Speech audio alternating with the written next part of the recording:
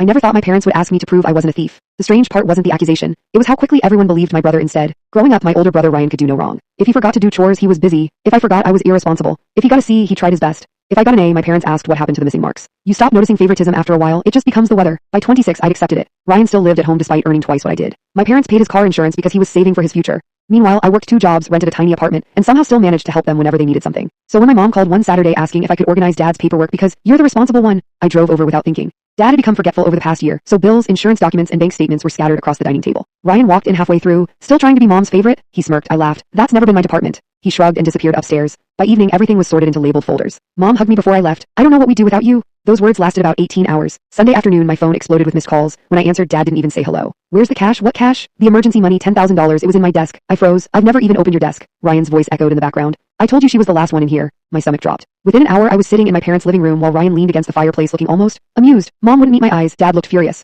Ryan sighed dramatically. I'm not saying she took it on purpose. Maybe she's struggling financially. I stared at him. You know exactly how much I earn. Exactly, he replied. The room fell silent. Dad finally spoke. If you return it today, we won't involve the police. I honestly thought he was joking. Then I realized he wasn't. I stood up. You actually think I stole from you? Ryan folded his arms. Nobody else was here. I looked at Mom. She whispered, please just tell us the truth. That hurt more than Dad's accusation. I walked out before I said something I'd regret. The next morning my aunt called. I heard what happened. My heart sank. Ryan had already told the entire family. Apparently I was the daughter who stole from her elderly parents. Cousins stopped replying to my messages. My grandmother canceled Sunday lunch. An uncle I'd always admired texted me, money isn't worth losing your family. Nobody asked for my side. Funny how quickly people become judges when they aren't the ones on trial. 3 days later, Dad filed a police report. A detective called asking if I'd answer some questions voluntarily. I agreed immediately. The detective asked something unexpected. Did your parents have cameras? They have a doorbell camera. And inside? I don't think so. He nodded thoughtfully. Interesting. That single word stayed with me. Interesting. A week passed. Then something happened that Ryan couldn't have predicted. Dad's insurance company requested proof of the stolen cash because he'd mentioned the loss while discussing another claim. To support the report, Dad photographed the desk drawer. While taking pictures, he noticed something odd. The back panel of the drawer had shifted. Behind it was an old envelope. Inside, exactly $10,000, same rubber bands, same handwriting, same envelope.